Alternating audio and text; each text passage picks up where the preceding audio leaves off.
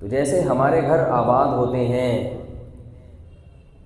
افراد سے، ایسے ہی شہر بھی آباد ہوتے ہیں افراد سے، ملک بھی آباد ہوتے ہیں افراد سے۔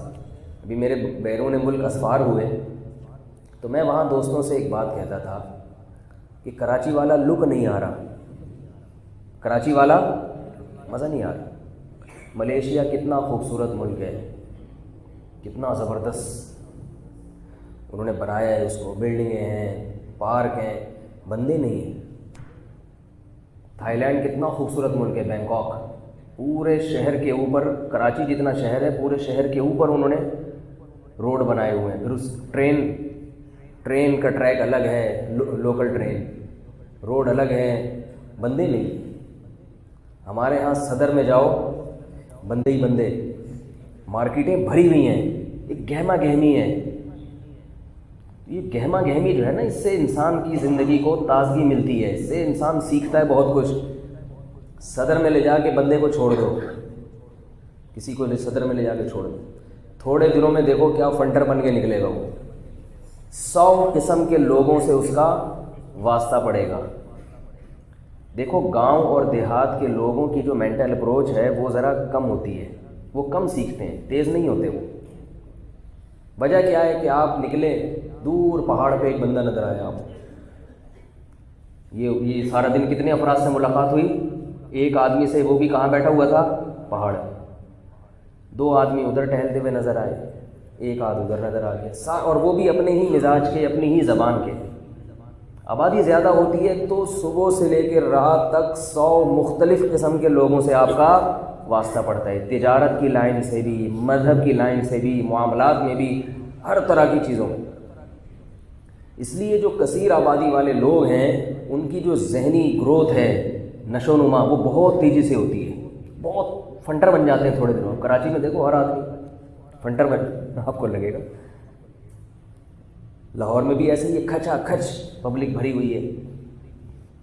تو میں لوگوں سے کہتا تھا کہ یہ ملک، ان ملکوں نے ترقی بہت کی ہے مگر پاکستان جیسا مزہ نہیں ہے، بندے ہی نہیں ہیں، افراد نہیں ہیں۔ تو جیسے ملک آباد ہوتے ہیں آبادی سے، کراچی کو ماں کیوں کہا جاتا ہے؟ ایک زمانے میں کراچی کو غریبوں کی ماں کہا جاتا تھا، جس کو کہیں بھی روزگار نہیں ملتا تھا اس کو کراچی میں روزگار مل جاتا تھا۔ آبادی، جہاں آبادی زیادہ ہوتی ہے روزگار کے مواقع زیادہ ہوتے ہیں۔ یہ جو بہت بڑا جھوٹ بولا جاتا ہے نا کہ آبادی زیادہ ہوگی تو روزگار کہاں سے لائیں گے اتنے، یہ بہت بڑا جھوٹ ہے دنیا کا۔ دیکھو اگر آبادی کی کمی سے روزگار کے مواقع زیادہ ہوتے تو چھانگا مانگا کے جنگلات میں روزگار سب سے زیادہ ہوتا، وہاں تو بندے ہی نہیں۔ بھائی آبادی جتنی بڑھے گی ویکینسیز اتنی ہی زیادہ، کیونکہ ہر آدمی کی ضرورت دوسرے سے وابستہ ہے۔ پرسوں میں جوڑیا بازار گیا، جوڑیا بازار جانتے ہیں نا، کراچی کی مصروف ترین مارکیٹ۔ وہاں ایک پھٹا لگانے کے 2-3 کروڑ روپے ہیں، یعنی اتنی سی جگہ آپ کو چاہیے نا، دکان چاہیے، صرف ایک پھٹا لگانا ہے تو 2-3 کروڑ روپے میں آپ کو پھٹا لگانے کی جگہ ملے گی۔ وہاں آپ کچھ بھی رکھ لو، لے جا کے پکوڑے لگا دو۔ وجہ کیا ہے؟ آبادی اتنی ہے، اتنی مصروف مارکیٹ ہے کہ ایک ایک انچ کی قیمت لاکھوں کروڑوں روپے، ایک ایک انچ کی قیمت، ایک ایک فٹ کی قیمت اتنی مہنگی ہے۔ تو میں وہاں جب گیا تو میرے ساتھ ایک دوست بھی تھے۔ کیوں گیا؟ بادام کا تیل نکلوانے۔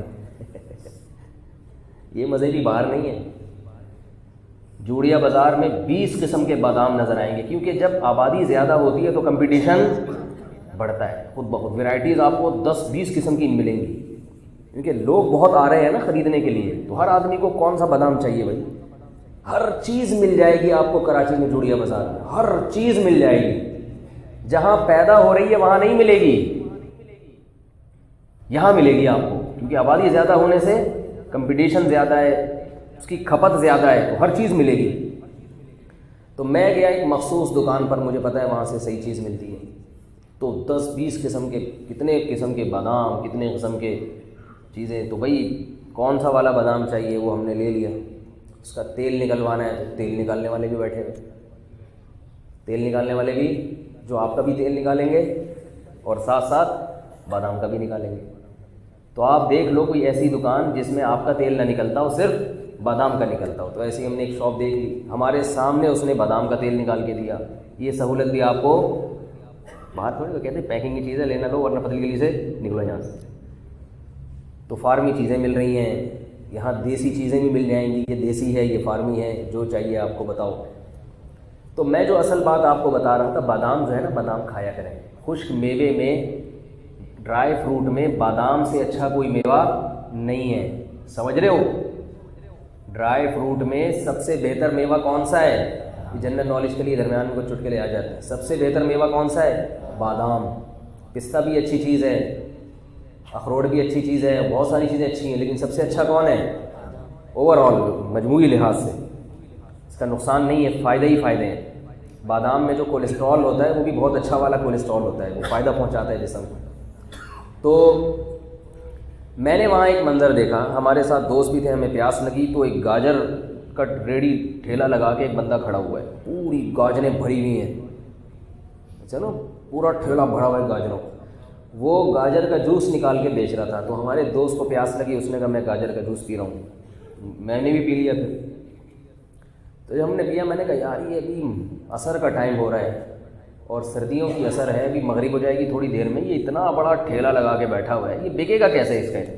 کل تک تو یہ گاجریں خراب ہو جائیں گی کیونکہ چھیل کے رکھی ہوئی.